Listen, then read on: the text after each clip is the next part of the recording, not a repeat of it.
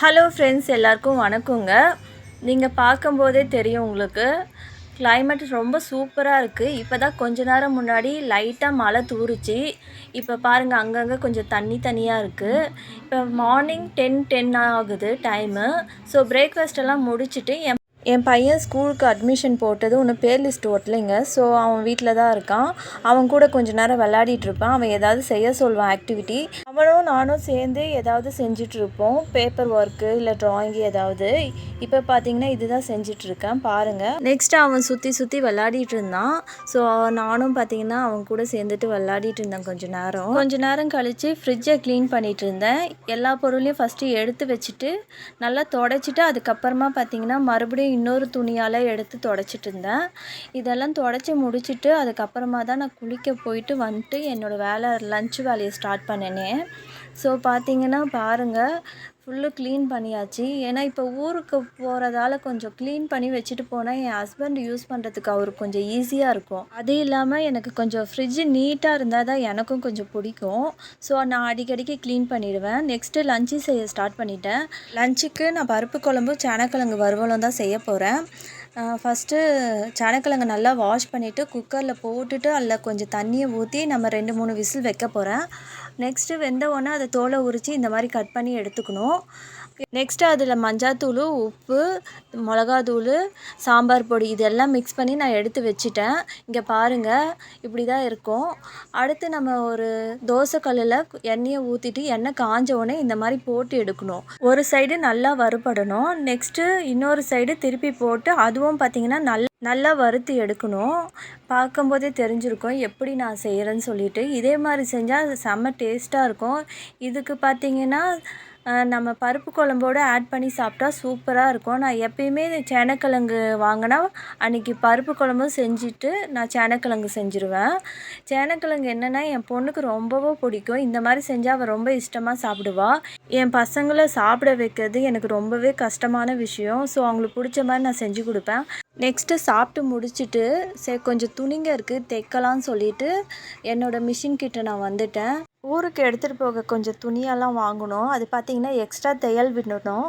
அதுக்கோசரம் தான் நான் இப்போ மிஷினை ரெடி பண்ணிகிட்ருக்கேன். இந்த துணிங்க தான் இதெல்லாம் என் பசங்களுக்கு டெய்லி வேர் துணிங்க. அப்புறம் என்னோடய சுடிதாரு அதெல்லாம் இருக்குது. அது எல்லாமே பார்த்திங்கன்னா இப்போ தையல் விடணும். அதுக்காக தான் நான் மிஷினை ரெடி பண்ணிகிட்ருக்கேன்.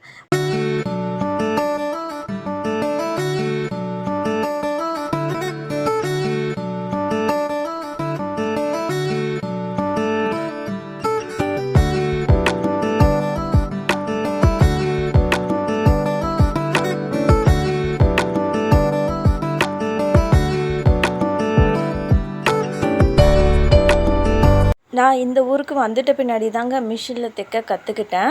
நான் எப்படி கற்றுக்கிட்டேன்னா, என் ஹஸ்பண்டோட ஆஃபீஸில் ஒரு ஃப்ரெண்டு இருந்தாங்க. அவங்க மூலியமாக இன்னொரு ஃப்ரெண்டு தெரிஞ்சு அவங்க தான் துணி தைக்க கற்றுக் கொடுத்தாங்க.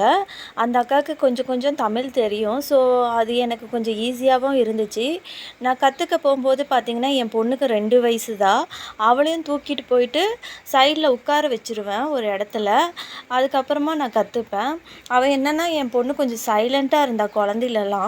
ஸோ எனக்கு ஒன்றும் பிரச்சனை இல்லை. அவளை ஒரு இடத்துல உட்கார வச்சுட்டா அவள் பாட்டுட்டு உட்காந்துட்டு அவகிட்ட பொம்மை கொடுத்துட்டா விளையாடிட்டுருப்பா. டெய்லி 2 ஹவர்ஸு நான் போயிட்டு கற்றுட்டு வந்தேன். அவங்க ஃபஸ்ட்டு பேசிக்கெல்லாம் சொல்லி கொடுத்துட்டு அதுக்கப்புறமா தான் ஸ்டார்ட் பண்ணாங்க. ஒன்றா தைக்க கற்றுக் கொடுத்தாங்க. முடிஞ்ச அளவுக்கு பார்த்திங்கன்னா எனக்கு தேவையானதை நானே தைச்சிக்க முடியும். ஸோ அந்த அளவுக்கு கற்றுக்கிட்டேன். ஒரு 3 மந்த்ஸ் நான் கிளாஸ்க்கு போனேன். அதுக்கப்புறமா வீட்லேயே ஒரு மிஷின் வாங்கி கொடுத்துட்டு நான் ப்ராக்டிஸ் பண்ண ஆரம்பிச்சிட்டேன். இப்போ இந்த மிஷின் வாங்கி 10 இயர்ஸ் ஆகுதுங்க. இந்த மிஷின் என்னென்னா மோட்ரு வைக்கலை, பெடல் தான். ஸோ இருந்தாலும் எனக்கு நல்லாவே யூஸ்ஃபுல்லாக இருக்குது. நைட்டு பார்த்திங்கன்னா என் ஹஸ்பண்ட் பீஸா செய்கிறேன்னு சொல்லிட்டு செஞ்சிட்ருக்காரு. எப்படி செய்கிறாருன்னு பார்க்கலாம்.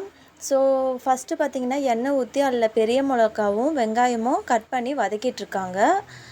பெரிய மிளகா பாருங்கள் எப்படி கட் பண்ணியிருக்காங்க பெரிய சைஸில். அதே மாதிரி பார்த்திங்கன்னா வெங்காயமும் நல்லா ரவுண்ட் ஷேப்பில் கட் பண்ணியிருக்காங்க. நெக்ஸ்ட்டு பீஸா ப்ரெட்டு மேலே சீஸை தூவி விட்டுட்ருக்காங்க. பாருங்கள் எப்படி அவர் தூவுறாருன்னு சொல்லிட்டு. இது பார்த்திங்கன்னா ஈஸியாக செஞ்சிடலாம் கொஞ்ச நேரத்தில். ஒரு 10 நிமிஷம் கூட ஆகாது, பீஸா ரெடி ஆகிடும். நம்ம எல்லாம் ரெடி பண்ணி வச்சுட்டா போதும். ஃபஸ்ட்டு ப்ரெட்டு மேலே சீஸை தூவி விட்டுட்டு பெரிய மிளகா, வெங்காயம், தக்காளி 3த்தையும் நம்ம வதக்கி வச்சுருக்கோம்ல, அதை பார்த்திங்கன்னா நல்லா சீஸ் மேலேயே வந்து நல்லா பரப்பி வச்சிடணும். அதுக்கு மேலே மறுபடியும் சீஸை தூவி விட்டுட்டு அதுக்கு மேலே பார்த்திங்கன்னா பட்டர் இருந்தால் பட்டரும் பார்த்திங்கன்னா கட் பண்ணி அங்கங்கே வச்சிடணும். அதுக்கு மேலே பார்த்திங்கன்னா மிளகுத்தூளை நல்லா தூவி விடணும். அப்புறம் வரமிளகா ஒன்றும் பாதியாக அரைச்சது விதையோடு இருக்கும், அது பார்த்திங்கன்னா கொஞ்சம் தூவி விட்டுட்டு ஓவனில் வைக்க வேண்டியது தான். இப்போ பாருங்கள் எப்படி வந்திருக்கு பாருங்கள். இது ஓவனில் பார்த்திங்கன்னா ஒரு 5 நிமிஷம் இருந்திருக்கும், அவ்வளோதான். டைம் செட் பண்ணி வச்சாச்சு. 5 நிமிஷம் கழித்து பார்த்திங்கன்னா இந்த மாதிரி தான் வந்துச்சு. பாருங்கள் சீஸ் பாருங்கள் எப்படி மெல்ட் ஆகிருக்குன்னு சொல்லிட்டு செம்ம சூப்பராக இருந்ததுங்க.